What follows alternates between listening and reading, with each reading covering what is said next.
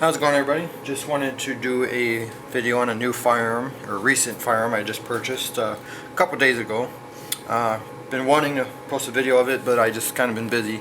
Haven't really honestly had a chance to. I haven't shot it yet, but I put it back in the box just to show you how it comes from the factory. I'm basically going to kind of do an unboxing and just tell you a little bit of the specs, and also why I bought this firearm. For my subscribers, if you didn't follow up on my recent video, I had made a video saying that I was selling my Ruger LCP 380 just because I really honestly didn't carry it too much. Now I have some other guns that are just slightly a little bigger, and maybe bigger caliber and a little better in my opinion, so I just wasn't really using it, so I parted ways with it. I didn't say that I was going to sell my Smith & Wesson 642 J-frame 38 special, the double action only revolver. I really love the gun, and I ended up deciding to sell it once I found this gun. I just fell in love with it. And I also had a coworker that was interested in it because he's wants to get his concealed carry permit. So, and he's really not really good with firearms. He's kind of a newbie, so I figure a revolver is good to start him off with, something easy. He doesn't have to worry about slide releases and magazine releases and all that kind of stuff. So I figured the 38 would be a good starter. I know the barrel length isn't really recommended for a beginner, but oh well, it is what it is. But so I sold that to him, and ended up getting another Smith & Wesson revolver about the same size. It's slightly a little bigger, but it's not much. So it's so I sold those two guns to basically fund for this one. This one is the model 640. It's basically a centennial model, I guess they consider it, or frame, or I'm not sure on how they do that really. I don't know if it's considered just the frame size, which I know it's a J-frame basically. So it's probably not that. It's just probably the model. I don't know. I really honestly don't know. So if anybody knows, go ahead and post a bit or comment. But so it's basically a J-frame size revolver, but instead of kind of like the airway models, it's stainless steel. So basically, I'm just going to show you what the gun comes with and some of the features and why I got this gun. Which, of course, as far as what comes with the gun is not much. I was kind of disappointed that I was hoping it would come in a nice hard case box like my 642 did, which is much less price than this one. This one, the Msrp from Smith's website is $729, which of course, you know, they're always the MSRP is always higher than what you can actually get the gun for. But but still, I thought for the money, you know, you would think it would come in a nice hard case when their lower price revolver actually comes in a nice hard case. So this one unfortunately just comes in a cardboard box, but it is what it is. So basically, this is how it would come when you get it. Here's the revolver. Set it off to the side. Show you real quick what you get, and then I'll get to the gun. So you just basically take this out. This was in there. Basically, it's like a separator, so that's really nothing major, nothing that you need. Of course, you get your NRA pamphlet, save 10 bucks, which every manufacturer usually sends those. And of course, the registration, your warranty card, fill it out. You can send it in to basically activate your warranty.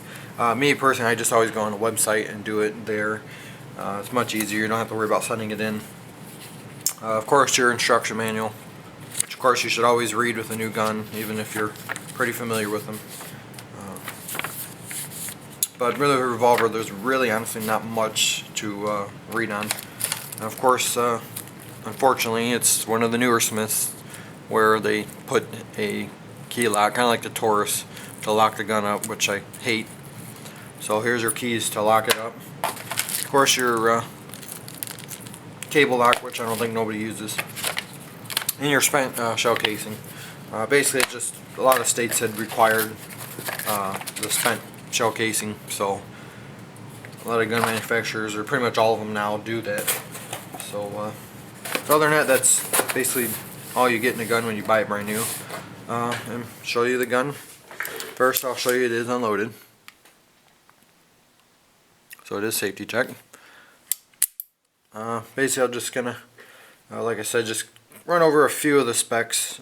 There's really not much of the revolver, you know, not a lot of features.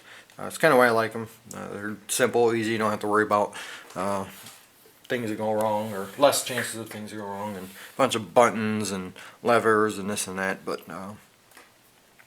so I'm just going to kind of go over the specs. Like I said, it's the Model 640.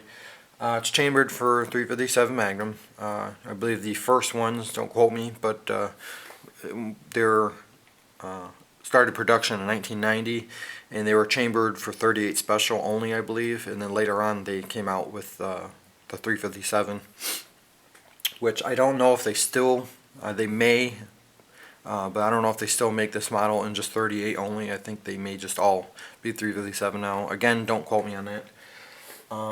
This particular one is supposed to have a 2 1/8 inch barrel, whereas my 642 I had a 1 1/8 inch barrel. So it's of course longer. It's not quite again a 3 inch. I think it's a perfect length. Gives you a little better sight radius than the other one, than a 642. So I think that helps out. Of course it is a satin stainless steel, so it's not like your airweight models, which are much lighter weight. It does, like I said, has the lock right here behind the cylinder release to turn it and to lock the gun completely up, which again I absolutely hate. I think it just adds more complex parts to a revolver that makes them more complex than they need to be. Of course it does have a rubber grip. You can get this particular gun with the Crimson Trace laser grip, I believe. Of course it's going to be more money, but me personally, I don't really need a laser. I don't really ever use them. So I don't know who makes them. I don't know if it's Smith Wesson that makes them, or Hogue. Hogue Grips makes them for Smith and just puts their logo, Smith's logo on it.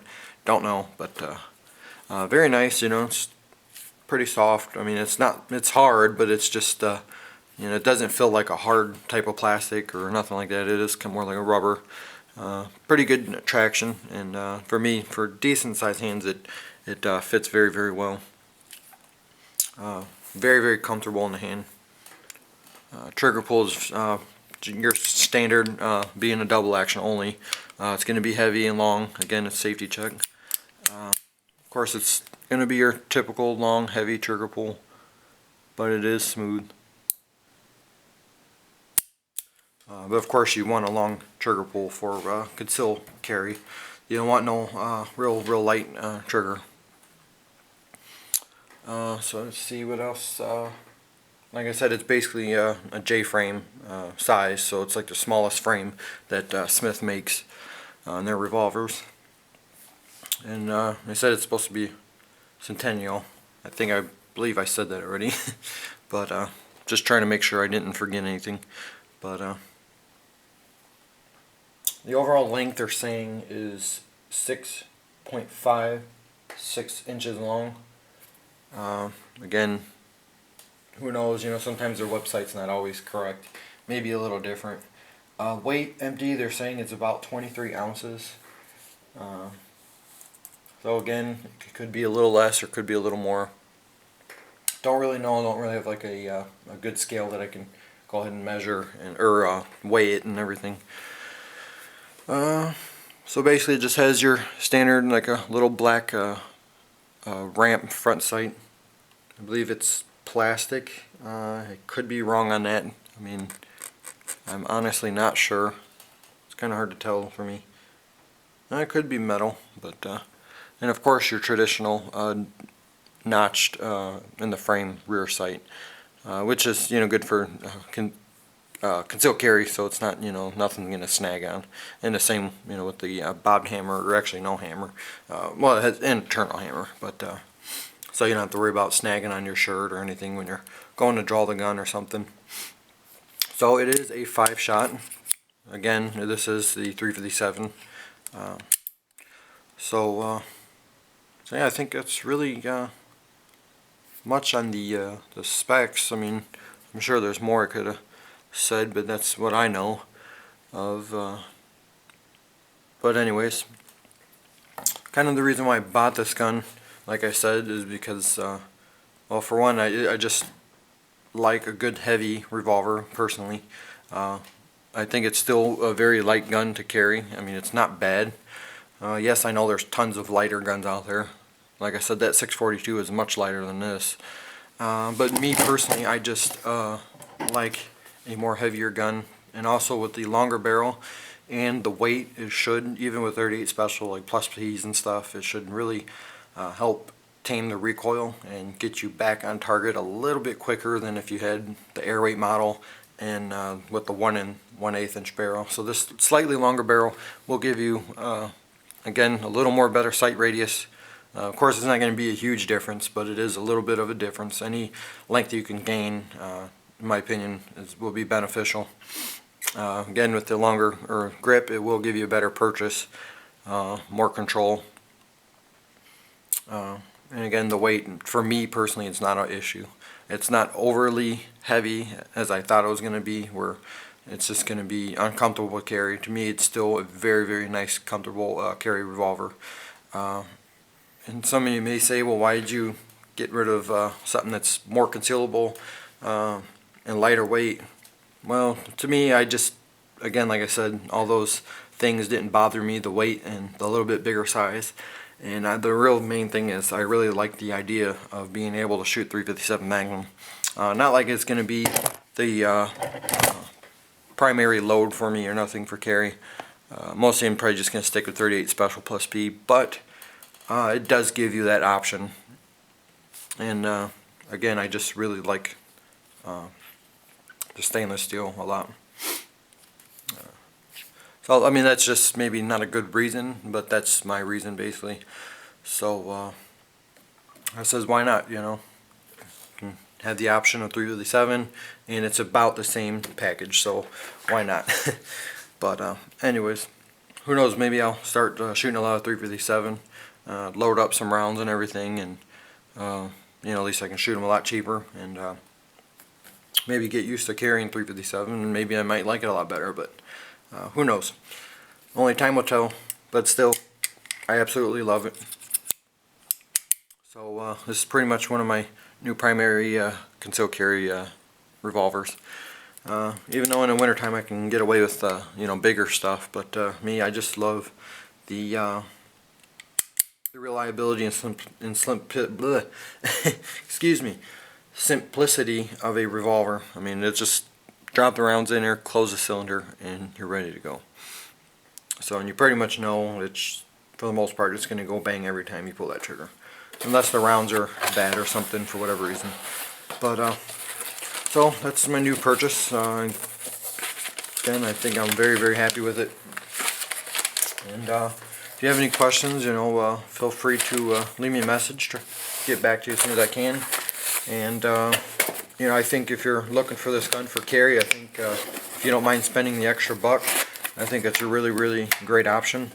And again, even if you don't plan on shooting 357 for carry, at least it still has that option where you can if you ever wanted to. So I think I covered everything, I hope. But so yeah, that's it. If you stay tuned, I'm going to do another purchase or unboxing on a new gun I bought too.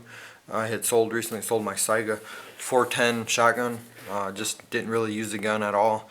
You know, ammo's expensive 410, and it just didn't have that cool factor of a 12 gauge to me. So it just sat there and just collected dust basically. So I sold that, and I got a new Ruger Mark III 2245. So I'm gonna go ahead and do a video on that too. So if you want to check it out, go ahead and just wait a little bit, or if you're not a sub, if you want to, go ahead and sub, and I'll go ahead and make that video out right after this one. So thanks for watching, guys, and have a good one.